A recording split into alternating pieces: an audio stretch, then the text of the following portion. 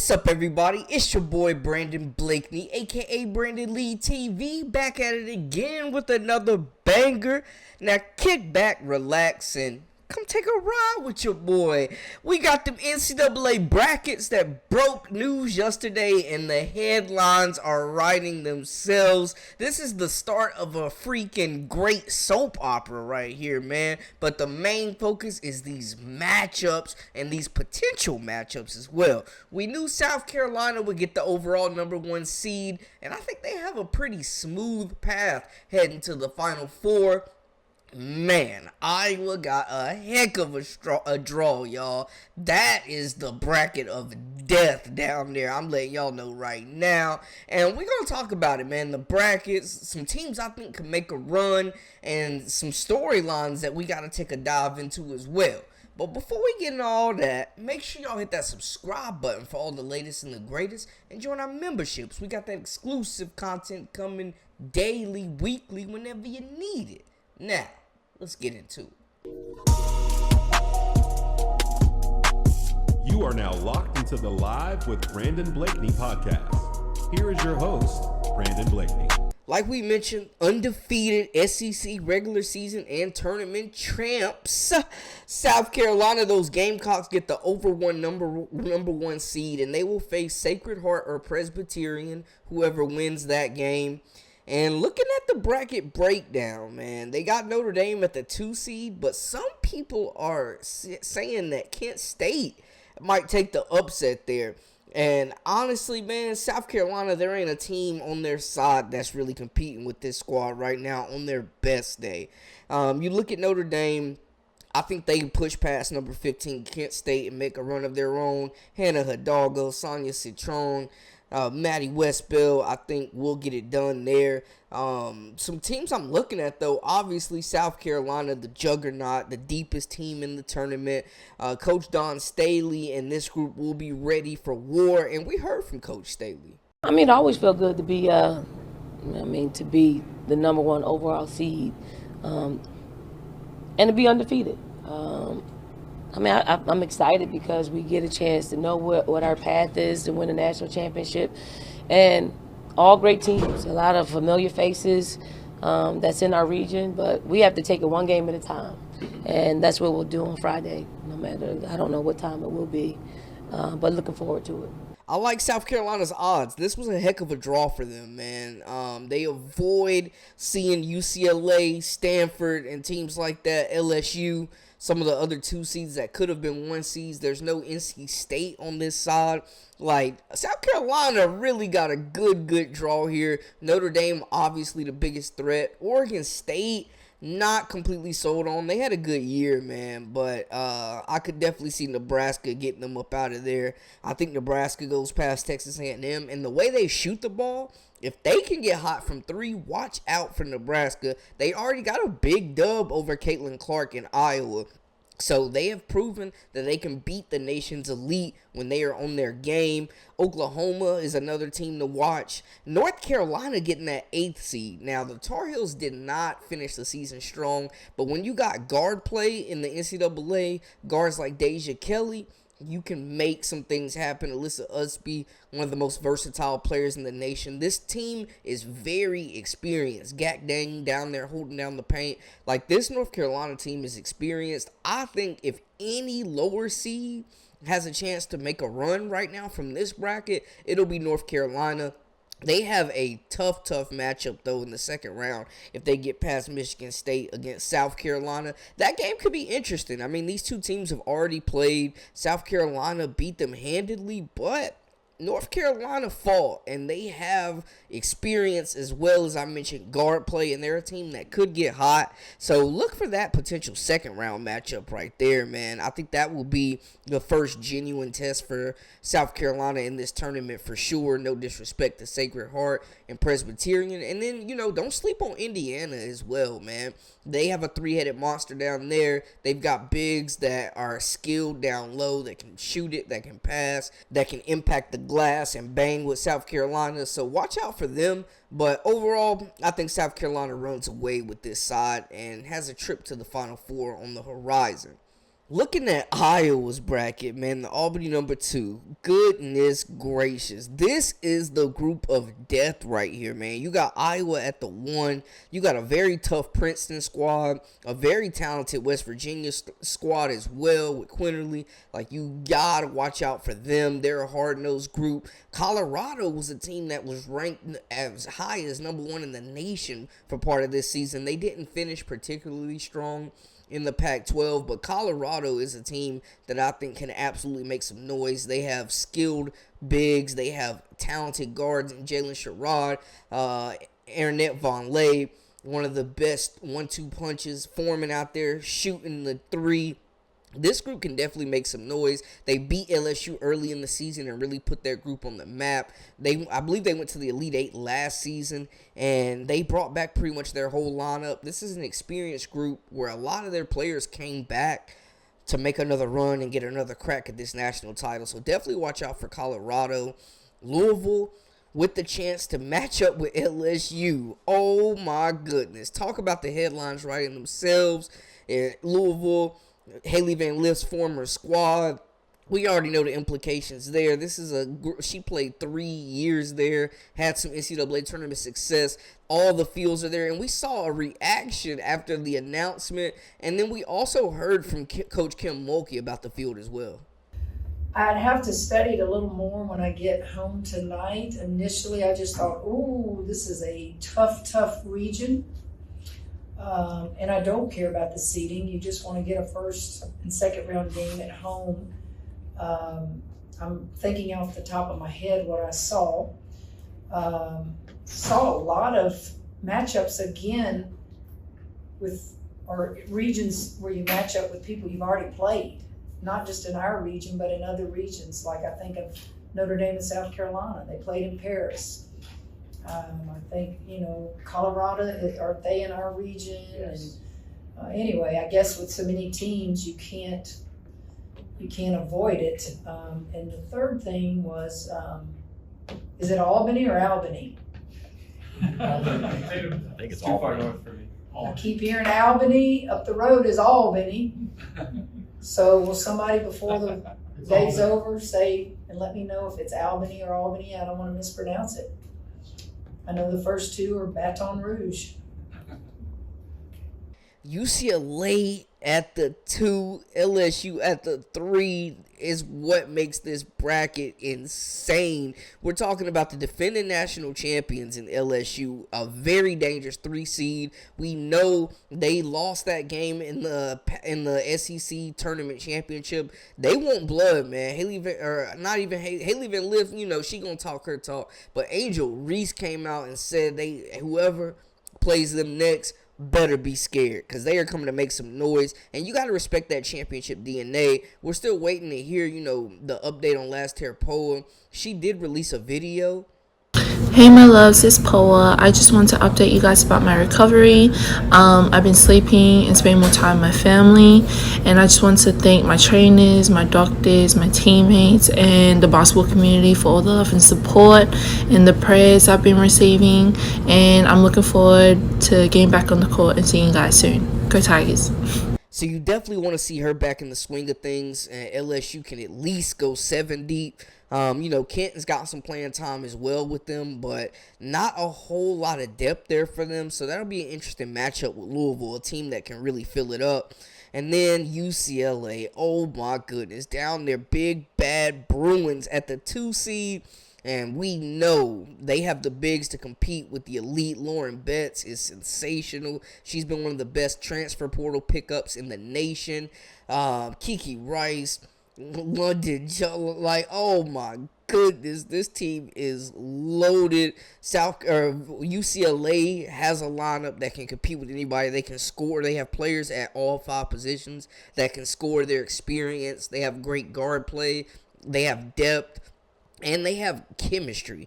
They didn't finish exactly how they wanted to finish in the Pac-12 either. But this is another season that we're starting right now. And UCLA is dangerous. They were expected to be a 1 seed for majority of the season the way that they were playing. They look like one of the best teams in the nation all season. So I'm expecting them to push through this bracket as well. And if they get that matchup with Iowa, I really like UCLA's chances. But Colorado could absolutely be a very, very tough matchup for Iowa as well. If they match up just with their bigs, their size, their athleticism. Hey, man, this is a tough break for Iowa. I'm not going to lie to y'all. All cameras are going to be on Caitlin Clark. Of course, we're expecting big things from them. Wondering if they're going to get Molly Davis back. But that's going to be a big piece. But they've been playing great basketball. They won the Big Ten. They secured the 1 seed, but they didn't have to beat Ohio State or Indiana to get it. Some people say Iowa has looked a little sweet against tough competition and don't really have that many ranked wins. So they got a chance to quiet the noise. We are talking about the national runner-up, though, so we got to put some respect on them. In the other bracket, Texas takes the 1 seed, and Madison Booker, oh my goodness. I mean, just the strides this freshman has made have been impeccable, taking over as the number 1 playmaking option for this group. And she showed those flashes, but I don't think anybody expected the Longhorns to be here when All-American point guard Rory Harmon went down. I mean, that is just tough. But they still battled through. But they have a gauntlet as well. I'm looking at Utah and Alyssa Peely at the 5 seed. Dangerous squad there with a team that has gotten some of their starters back. They're healthier than they began the season. I like the experience of this team, the versatility. Utah is hard-nosed. They guard the basketball, and they can really fill it up as well, especially if they get hot from 3. One of the best three-point shooting teams in the nation. Tennessee at 6. Hey, man, Rakia Jackson, when she straps them up, Tennessee always has a chance to be in the contest, man. So shout out to them. I think that they just have an incredible lineup as well. Jules Spear, another talented guard with that Tennessee squad. They were so close to knocking off South Carolina, man. Played the Gamecocks tough 3 different times, came up short, but man, it took a Camila Cardoso 3-pointer, a first career 3-pointer to knock them out the SEC tournament. I definitely think Tennessee, just the versatility of Rakia Jackson, they could absolutely be a mismatch nightmare, and you don't want to see them earlier than you have to. I really like Tennessee. NC State, this is a team that was ranked as high as 2nd in the nation this year for a good part of the season. They kind of sputtered out in the ACC, but looking at that lineup, man, I love the guard play from them. They've gotten really good play from their bigs as well. They have versatile bigs. I think Sanaya Rivers kind of sizzled out a little bit towards the end of the season. I look for her to get back active and just continue to be that versatile point guard. NC State's length, their size, is going to cause issues for smaller guards. So I definitely look for them to be one of the tougher outs in this lineup. And don't sleep on Iowa State and those 2 dynamic freshmen. I tell you right now, Audie Crooks is a monster down low. They have perimeter play. They can make shots. But the versatility of Crooks, I think, is going to be major. Her size, her physicality, there's not going to be a whole lot of bigs on this side that can really bang with her. So, hey, man, Iowa State has a chance to get hot and run through this tournament as well. This is a very tough bracket, honestly. This is probably the 2nd toughest bracket. You got Stanford at 2, Cameron Brink. And I look at this bracket and see Stanford at the 2, who, pretty much anybody that came out of the Pac-10 or Pac-12 was going to be a 1 seed at the top. But Stanford is just as good as any 1 seed in this tournament. Their experience, they have a national championship. They have players from that team from 01 that won the Natty. So they know what it takes to get to the highest level and perform on the biggest stage. Shout out Norfolk State out there, holding it down for the HBCUs, man. Just great to see them in the tournament as well. And they get a tough first matchup against Stanford. Stanford cannot sleep, though. All the pressure is on them. All Norfolk State has to do is come play young, wild, and free out there. But this is a tough bracket as well, man. And you can't sleep on Florida State either. And the way I love Sarah Bajetti, she's one of my favorite players in the nation. The way this team can shoot it from 3. They don't have a whole lot of size, which could, has been an issue with them getting out-rebounded on the glass. But if they're hot and making 3-pointers, watch out for the Seminoles. last but not least, we got to talk about Southern Cal, number 1 for their bracket. And, man, Juju Watkins has completely rejuvenated this program. You talk about a team that lost 2 WNBA draft picks, and Watkins comes in, Rhea Marshall. They just have a really talented group. They brought in Padilla, some other transfers that have just shot the lights out. They've got experience, they've got good guard play, and they have one of the best players in the nation, the National Player of the Year runner-up in Juju Watkins, who I think is the best player in college basketball. Argue with your mammy. So Southern California, man, I think can definitely have a really, really smooth path to the Final Four as well. Depending on what's going on with Virginia Tech, we know Georgia Moore, Liz Kitley are the dynamic duo, and they made a Final Four run last season. So, you know, they got to get Kitley back healthy and ready to go. She missed the entire ACC tournament, so something to monitor there. Deja Fair, Syracuse, one of the best scorers in the nation at the 6th seed. They've surprised some teams in the ACC this year, and they've got one of the best scorers in the nation. We can't ignore UConn down there at Big 3. You know, we've seen that Aaliyah Edwards had to face injury, but it looks like Master Aaliyah is going to make a comeback and hoop for UConn, man. Paige Becker's been just super versatile, one of the most consistent players in the nation, doing everything that UConn asks of her. She's playing the 4, the 3, the 2, the 1, wherever you need her. UConn definitely is a team that is playing. They're one of the hottest teams in the nation right now. They ran through the Big East. The confidence is there. They're battle tested. They didn't win a lot of those ranked games, but they played some of the best teams in the nation, so they know what level they have to rise to continue to advance in this tournament. Duke, definitely a dangerous team, man. Coach Lawson and this group, man, they play hard. They blew out Florida State, who was ranked at the time. They blew out Virginia Tech, who at home, who was ranked at the time. Duke, fearless. I love this group. They're scrappy. They're hungry. They have depth. They throw mad bodies at you. They play with heart. And like I said, man, they're one of the scrappiest teams in the nation. That pro-style offense, they can score the basketball. I like that they have options. You know, you can't really take one player away. It could be anybody's night. So I definitely think Duke is a team that can make some noise and has a good chance against Ohio State. You look at Ohio State, the 2nd seed was upset in the Big Ten tournament, but we know Cody McMahon, JC Sheldon, we know what this team can do. They're experienced, they're versatile, they have bigs that can stretch the floor. They have Celeste Taylor out there, Defensive Player of the Year in the Big Ten, who is locking up opposing guards, taking on the best perimeter threats on the other side. So it's interesting, man. It's really I think it's a smooth bracket though for Southern California, man. I think USC can make a run through here.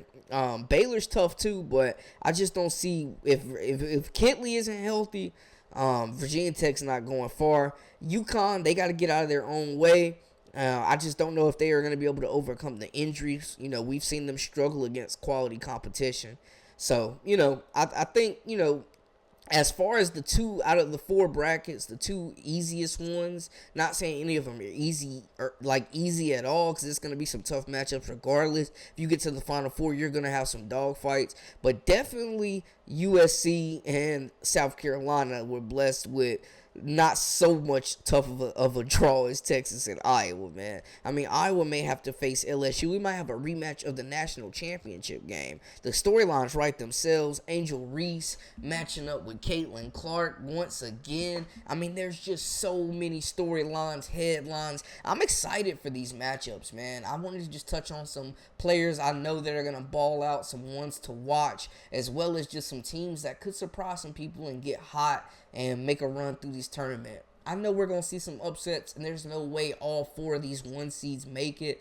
The Final Four predictions have had UCLA and LSU in it.